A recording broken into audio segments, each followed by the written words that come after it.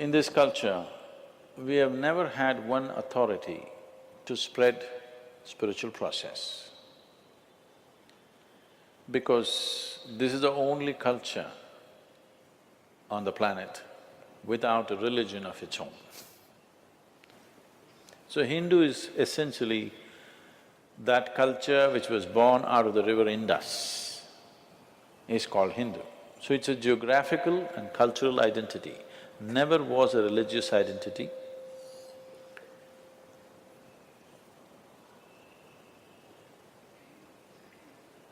It's only when people came from outside, who came with concretized ideas of religion, they had to give you also one name. So we are this, what are you?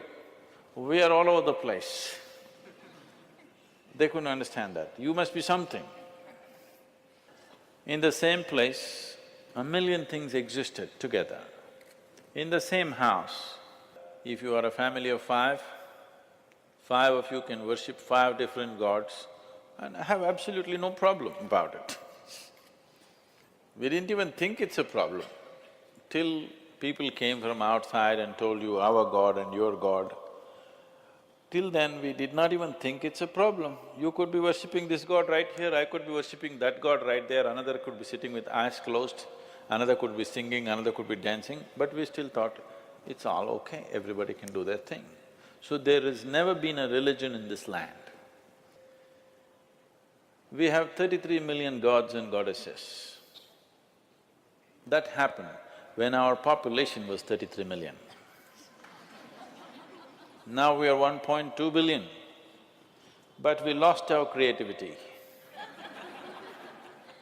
Yes. Because outside forces came, particularly Western forces came and they started making us feel ashamed of our gods. Too many gods. Well, there's only one god, as if it's a superior idea. If you can create one, why can't you create a million? You have not seen your one god, right? If you can create one, why can't you create a million or a billion? It's just a question of creativity, isn't it? So does it mean to say nothing beyond me exists? That would be a stupid way to conclude. As you sit here, you know you did not create yourself. Yes or no? Can you digest your food or digestion happens? It happens. Are you breathing or breathing happening? Are you beating your heart or is it beating? I can go on to your liver and kidney and everything, even to the spleen. Even the tiniest thing in your body, you're not running it, isn't it? It is happening. Are you spinning the planet or is it spinning by itself? You doing nothing. Doing nothing, just tidbits, everything vital is just being done. Yes or no? Everything that's vital to life is being done. You just have to sit here and just enjoy the spin. For that, how many problems? So, this is a land which clearly understood God is our making. That's the reason why in this culture God is not the goal. Mukti is the goal, liberation is the goal, ultimate freedom is the goal. God is never the goal. Yes or no? You don't like it, because you've forgotten. Otherwise, mukti is the goal, isn't it? Mukti means what? Liberation, freedom from everything, including God. You are using God as a stepping stone if you need it.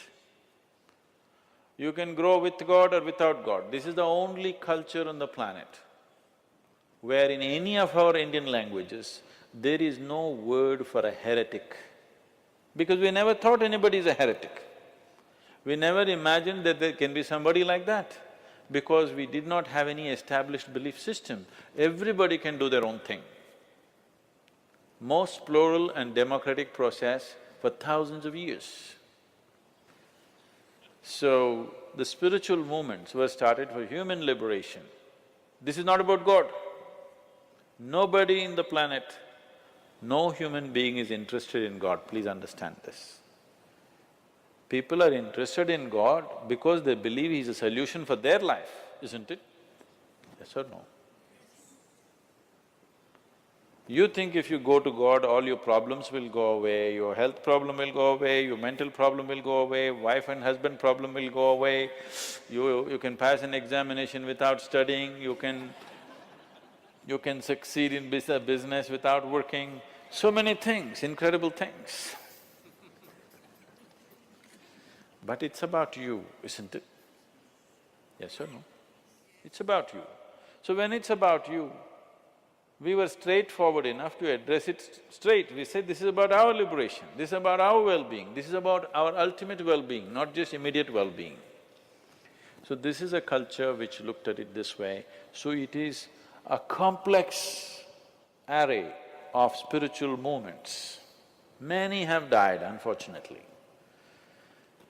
In the yogic system it says, when somebody asks Adi Yogi, how many paths can be there? He says, if you use your system and go, there are only 112. But if you go beyond your system, how many atoms are there in the universe? That many doorways are there. So we gave the freedom to create your own God. There is something called as Ishta Devata. You can choose your God. If you don't like any, you can create one. Yes. You suddenly like the tree in your house, you can start worshipping. Nobody in this country will think it's funny or weird. Anywhere else if you do it, they would be burnt alive, but now they will throw stones at them across the fence because they think you're a heretic, you're worshipping a tree. You like a stone in your garden, you can start worshipping that. Nobody thinks anything odd about it. It's perfectly fine. Because there is not a single atom in the existence without the hand of the Creator in it. Every cell in your body is doing complex activity not because of you, isn't it? The source of creation is functioning through that. Every atom, all this complex movement of proton, neutron, electron happening, you doing it? The hand of the Creator is very much in it. So, every atom is a doorway to the beyond. Because of this, so many varieties of spiritual movements happened. It's unfortunate so many have died in the last 100 years, so many. But still the variety is fantastic.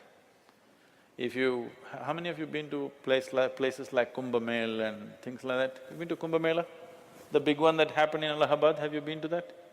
After 144 years, it comes. If you go and see there, you must go, you will see India, okay? An India of another dimension, which today the educated population in the country are completely missing. It's incredible, I'm telling you. People are putting their last penny and traveling from somewhere just to be there for 2 days and go. I'm saying it's that level of people, where 100 rupees would mean like what a million would mean to you, that's how much 100 rupees will mean.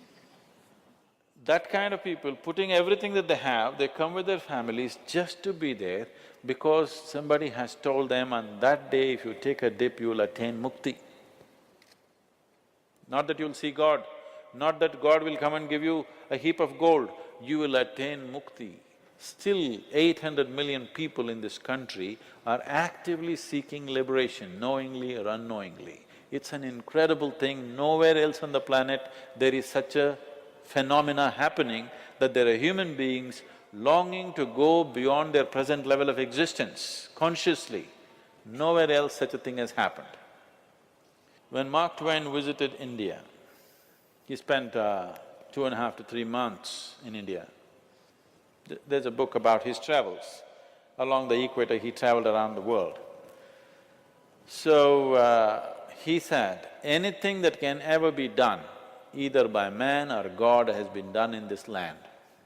This is one of the best compliments India has ever received. And that is so. In terms of understanding the mechanics of how a human being is made and what we can do about this, Nowhere else has anybody looked at it with the profoundness that it has been looked at it in this culture, nowhere else. I'm not saying this being biased that I'm born in India, so I have to boo-boo-boo. This is not about you being Indian or not Indian. This is about a profoundness of knowledge which is gone awry, lost its tracks or losing its tracks slowly. Unless we put it back on the right thing, humanity will lose something tremendous, because today we know how to call on the phone and talk to somebody in America, but we do not know how to communicate with this one yet. Our communication technology, information technology has hit the ceiling, but what information do you have about the nature of your own existence? Nothing. We know how to do many things, we can go to the moon, but you don't know how to simply be here. So, this technology of inner well-being has been explored with absolute profoundness. This knowledge should not be lost. Only if this knowledge flourishes on this planet, material and economic well-being will translate into human well-being. Otherwise, you will have everything and you will have nothing. Just to give you an example, what's happening to India right now. The last year, 2011, when the Diwali came, we call it Deepavali. When the Deepavali came in South India, about 127 crores worth of alcohol was sold on one day in Tamil Nadu. Out of this, 21 crores worth of alcohol was sold in one small town where a population is about 6 to 6.5 lakh people. Why means, this is the Tirupur town. You heard of Tirupur? It's a hosiery town, it's an export-oriented town. Everybody here, their incomes are at least 3 times that of everybody else in the state. So if money comes, they're going to get drunk and stay in the gutter.